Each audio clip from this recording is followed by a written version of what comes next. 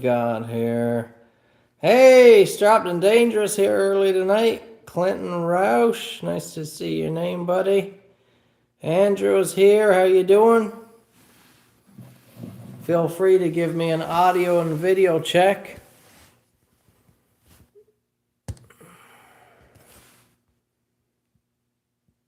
Mr. Berlote is here. Got a nice hot tea. Oh. Chilly here tonight, cool in the shop. I just finished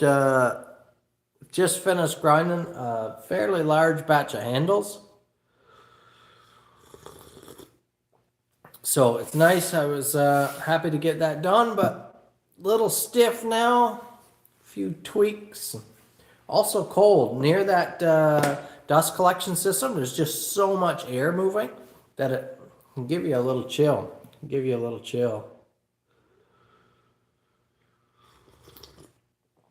Oh, but that tea sure is nice.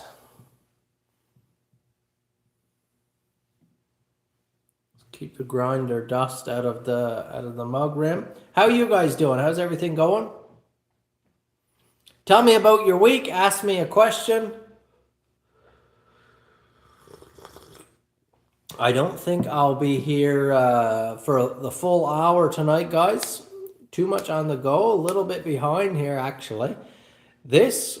Something interesting was sprung on us this week.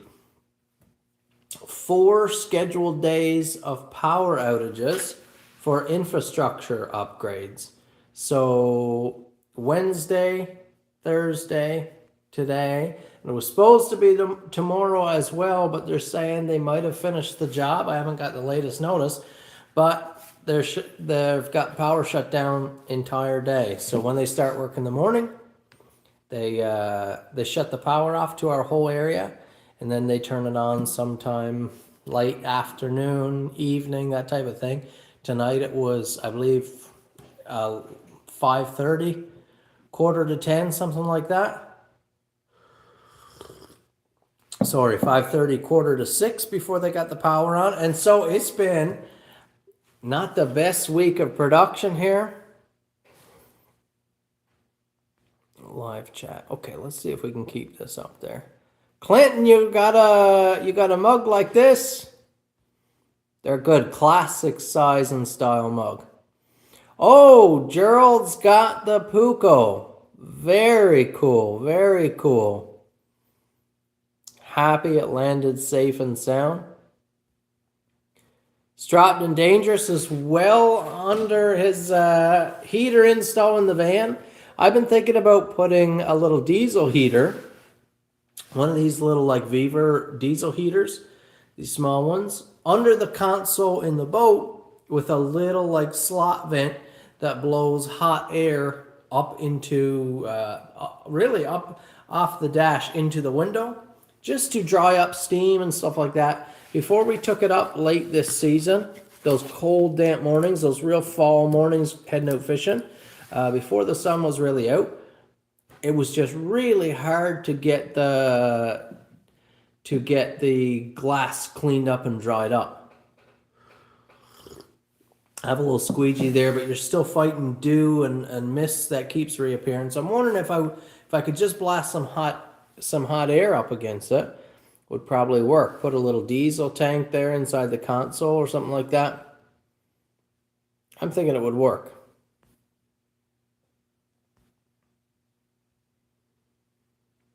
Brian, glad to see you busy on a Friday night. Yeah, got to try to get it in.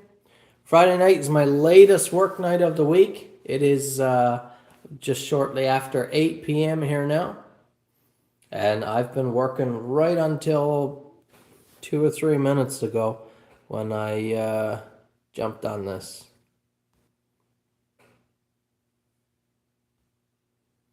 Strapped, I hope that Tuckamore package moves soon. That's an odd one. Really odd one. I was telling someone recently in all my years of shipping now, what is thousands of packages. I've only had maybe 4 or 5 lost at this point. Only 4 or 5 gone missing out of thousands, and that's across Canada Post or Federal Post here and UPS. So that's really good. I think that's impressive. And that's to really no credit of my own. I think that's impressive. I have great confidence in the couriers and the postal system. Things are a little bit wonky now with the tariff situation, and border crossing is just a little, I think, backlogged, and some things are taking a little extra time, and so there's a few funky things going on, but overall things still seem to be moving pretty well.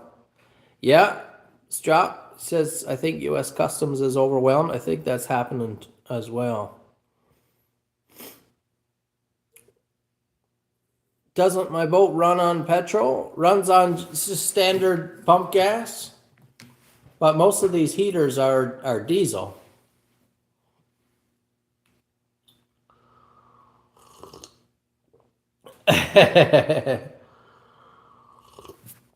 Maybe one of those agents had a look and liked what they saw, buddy.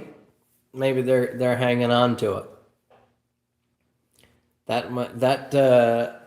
That knife might spend this weekend around a campfire somewhere in what city was it? They're saying it's in. I don't remember now. I did check it out there on the tracking. I've got some beautiful knives just finished up here tonight. Some of these are orders to go out, and I wanted to show you guys one in particular. Heber's petrol heater, so you could tap your fuel tank. Very nice. Yes, it was New York. I wouldn't have remembered Plattsville, but I do remember that it was New York. I have a beautiful, doesn't have final cleanup nor leather work yet, but a beautiful custom ordered Tuckamore in Scandi grind. And this is, I showed the material last week, but this is my first time working with it. This is a yellow Masser birch, a curly birch, brass hardware with a blue and yellow liner. Scandi grind, that's just one pretty knife, isn't it? And you definitely can appreciate all the figuring. There is one layer of figuring within this material that you can't see on camera right now.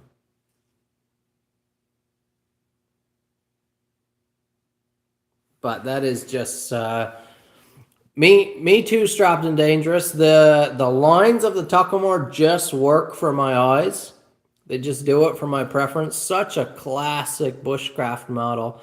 I just think the lines are really pleasing. The ratios of everything are just right. And this customer did a wonderful job picking out some materials.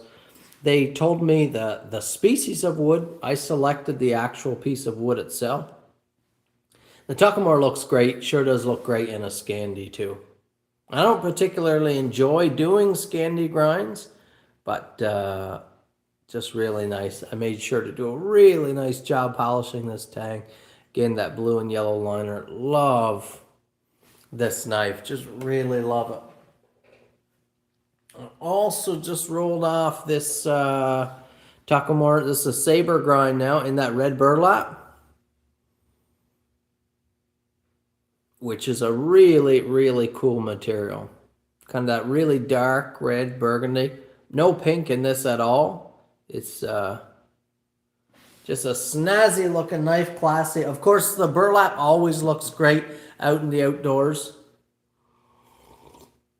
Looks great around a campfire. Just that classic. Got a Tuckamore here, and these, except for that first one with the blue and yellow and the birch, these will all make it to the website soon if they don't sell privately before. But this is a Tuckamore in turquoise, curly maple. Really premium piece. Look at the figuring. Isn't that just superb? lot of figuring going on there. A huge amount of contrast. Look at that. This camera is doing a real nice job as well, showing the color. It's not washing out that turquoise. Looks really great. Very pleased. Hey, Ryan's here. And this is a beautiful piece, sort of a little semi-custom order, but it's heading out. It's a Christmas order, I guess you could say. And we'll get Strapped and Dangerous on this one too, because he loves the Tuckamore and he loves that bog oak. As do I. Just gorgeous. Look at that. An ancient bog oak. Tuckamore saber grind forge finish.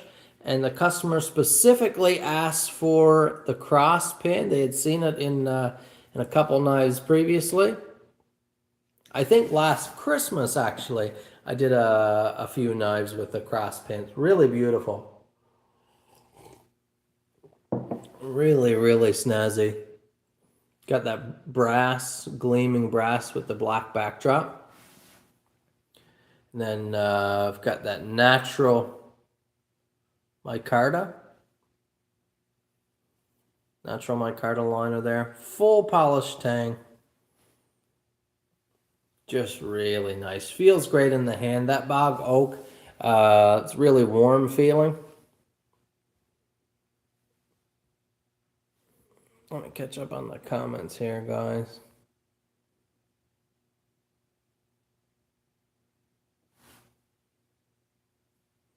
Oh, yeah. I'm not surprised there. Strapped and Dangerous. He says, my Scandi grinds massively outperform the sabers on any woodwork.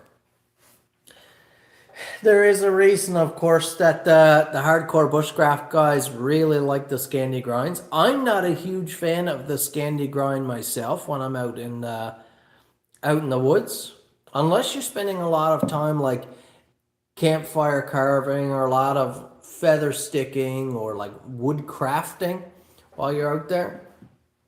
I like the saber. I think it works. It's a more general purpose knife. Better as a hunter, better as a food prep knife. If I'm only going to have one knife around the camp, I'd prefer the saber grind. But definitely, if you were going to be spending a lot of time woodworking, that Scandi really does shine. Of course, people like maintaining the Scandi grinds as well. What else can I show you here?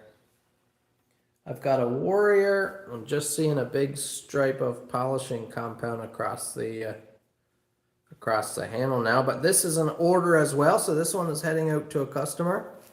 This is a Warrior in Mountain Terrain Camo. Polished tang, but that Mountain Terrain is really, really nice. The Bake Apple in the Mountain Terrain does really, really well. Just kind of a regular sell. If it's on the site, people are purchasing the Bake Apple in the Mountain Terrain. And I like it. It might be the first time I've done a Warrior in it. But I really like it. Looks great. You've got enough real estate on the Warrior handle that you can really see the lines in the Spectraply play out. Let's see. We've got a few more Bake Apples. I did a small run of Bake Apples in the Burgundy Burlap Micarta, which is real snazzy. Bake Apples in Bog Oak White Micarta liner. These look great as well. You're not processing 1,000 pounds of moose, Strapped? Our moose season is soon coming to a close here.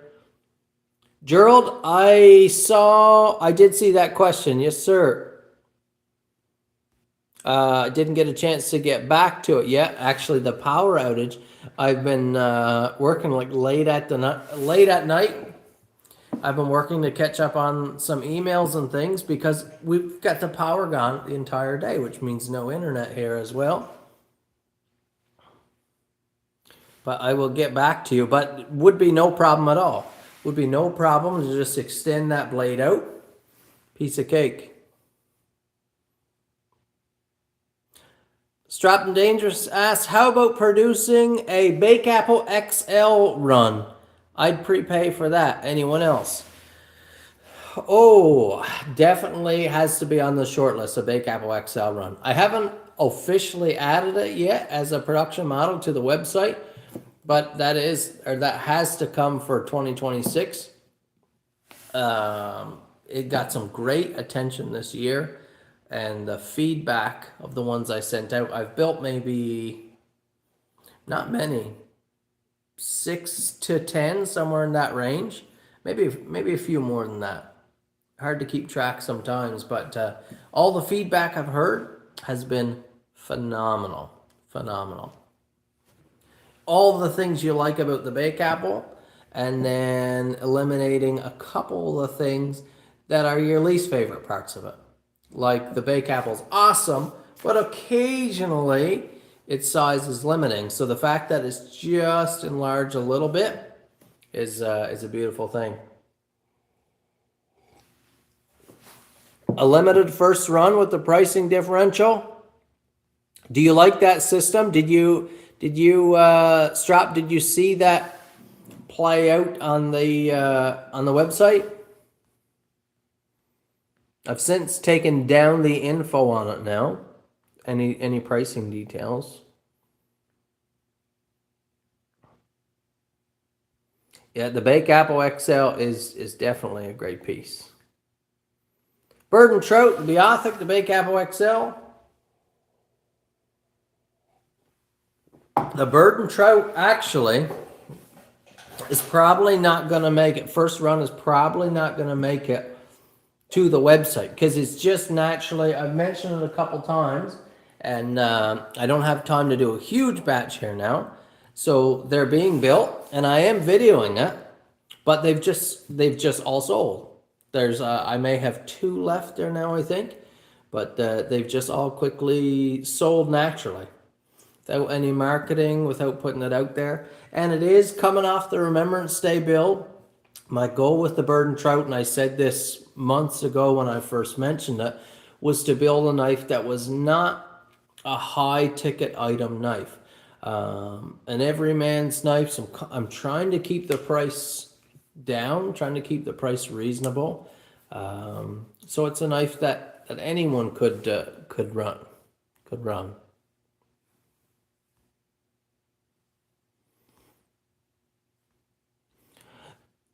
The Bird and Trouts as part of the collector series? Yeah, absolutely.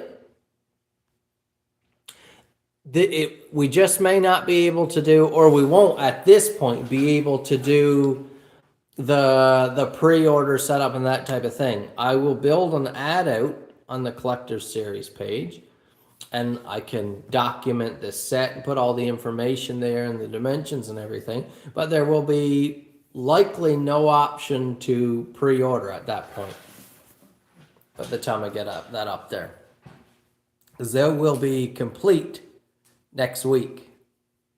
I've got right here on the bench right now, they're heat treated, they're numbered, and they're looking fantastic. The grinds came out so good, the heat treat went perfectly, the forge finish is spectacular on them. Really, really nice, really nice.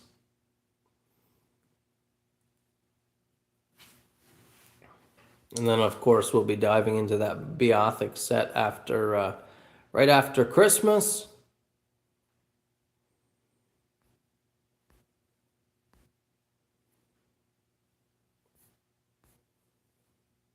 You guys have any questions for me? Any extra questions? I don't have much more in steel here to show you. I'm going to check out here pretty soon, so I've got to go and catch up on some more work. The last knife that I finished, and I have a number of these here, is the Bake Apple in black G10 with a very lovely cherry red liner. I just think these came out so nice, just the right thickness liner for the Bake Apple, nice and snappy. Aren't the lines just so nice and clean on the Bake Apple?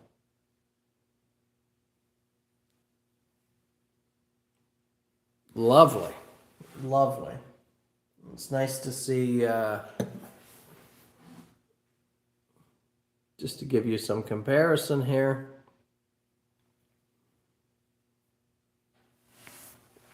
And then the bog oak with the white liner. If you had to pick one, what would you pick? Black and red, the burgundy, or the oak? What's your favorite? Same blade, same grind on all three. It's just comes down to handle preference. Comes down to handle preference. Let me know there what would be your choice. If you would even label your first, second, third pick.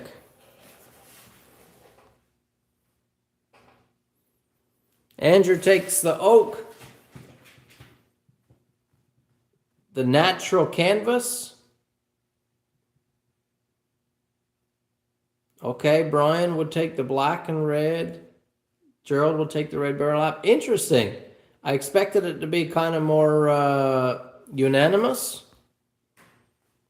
But we've got a nice blend here. Jester would take all of them. Oak is number 2. First dropped.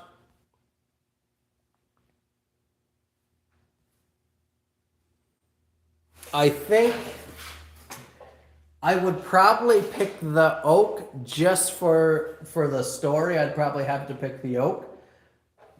But in terms of style preference, I'd probably take the red burlap. It's just unique. It's bright and snappy. It's fun. Well seen in the woods. I would enjoy. I think the red burlap. Just a cool look. It's a really cool piece. And then, how about a nice little piggyback sheath setup? Wouldn't that be a cool piggyback sheath set?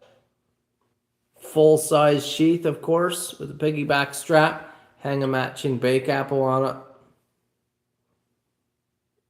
That would go real nice, real nice.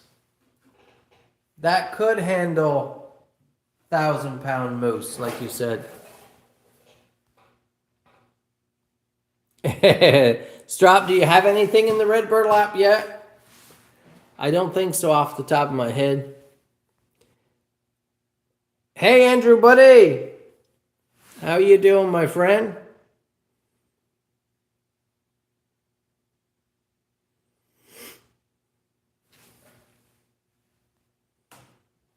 The red burlap is nice. I like the coffee burlap as well. I used to build a lot with the coffee burlap micarta, and it looks really great. And I love how the material, this particular material from this company, polishes up. Really glassy, but yet it's not slick in the hand. It's got a warmth to it. It's just really nice. The burgundy doesn't come. A lot of reds. I've kind of stay away from picking many reds because a lot of them just end up pink.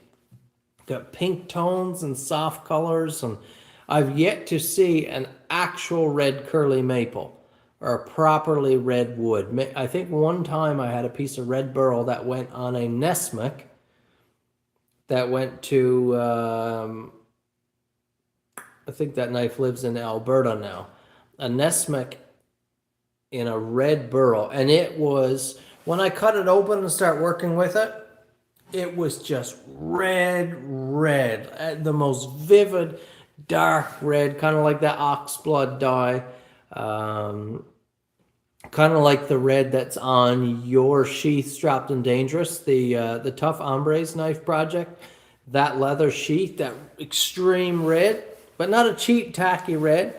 That's the kind of red that it was. That's, I think, the only piece of redwood that I've seen that's like that. Everything else is, like I said, in the pink tones or orangey pink tones, and I just don't like it. I just don't like it. All good, Dalton, buddy. All good. Clinton, you heading out? Yeah, if you guys could hit the thumbs up, it would be great. I'll keep on the line here for another 4 minutes. We'll keep it going for 30 minutes, and then I'll check out. So if you guys got any questions, now is the time to hit me up.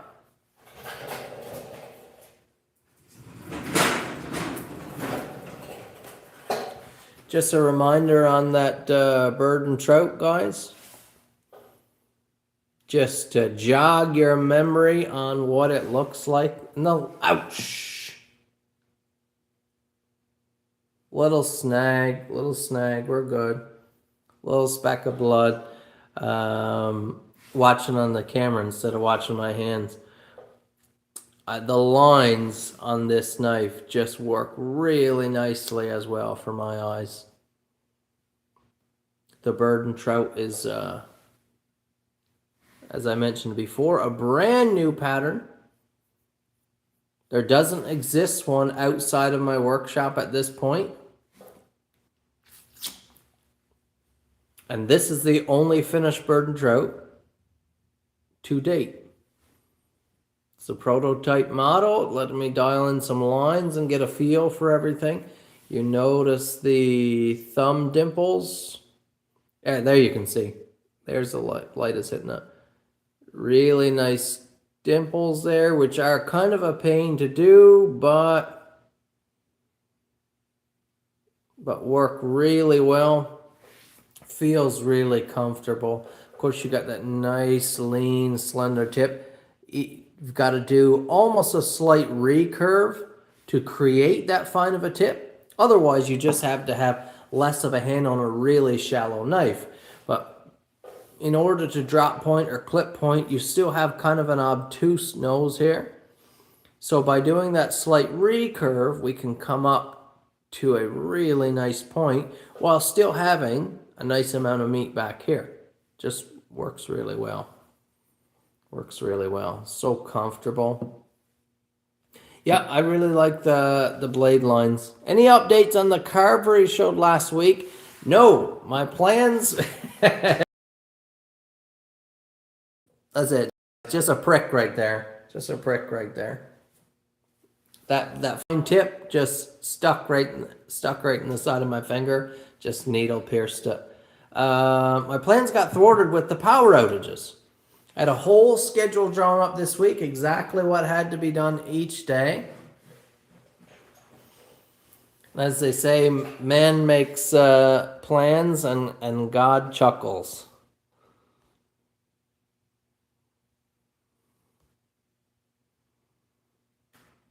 Can I consider a sheath that leaves a lot of handle exposed for quick draw on the bird and trout project, you mean? Because now is the time to weigh in. I have not yet designed a sheath for it. Of course, there's a lot of ways to go about it. And we even talked a couple months ago about doing a flap, like a full-on flap top with a snap. And while I love that idea as well, I'm trying to stick to my goal for this first run of making it an affordable run. So when you start getting into elaborate sheath designs and even just retention straps and that type of thing, you add a bunch of complexity and time to the build. Not saying it's not doable, but that's the plan. But we could certainly work that concept. Strap Dangerous said, would you make mine with a pocket / waist sheath? What do you mean by a pocket / waist sheath? What does it need to do in your mind, buddy? No, that's true, Gerald. You need a little bit of breathing room, a little bit of space.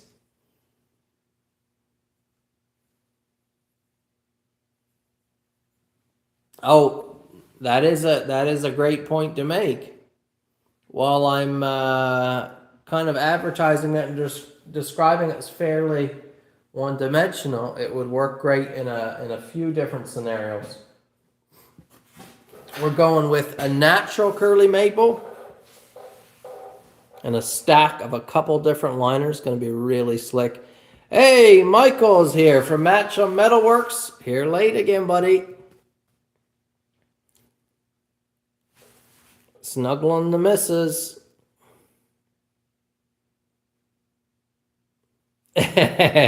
Already got them well underway here, Gerald.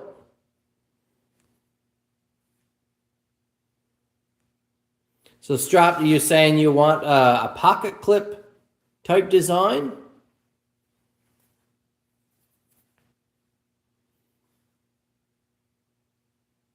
Michael, buddy, I'm about to sign off here. Actually, I was saying this is going to be a short night, 30-minute stream.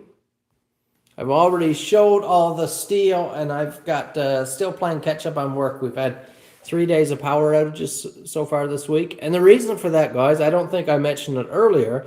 Not because of bad weather or anything. They're doing infrastructure upgrades here, so they've replaced.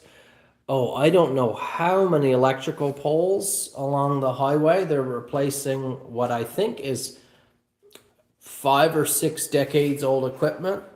So they're running all new lines, new poles, the poles, I see they got a new design fitting from what's on the old poles. The hardware and everything is a different setup. They had my shop shut down here independently one day, just because they had to change all the gear coming in and tie me into the new pole system. So they all hauled the gear off my poles here. So I've got my own hydro pole on my side of the road because it's got to cross the highway and then trail into my building, which is back probably 100 feet from the road for sure. So it's just been a lot going on here, but it definitely messed up my plans for the week.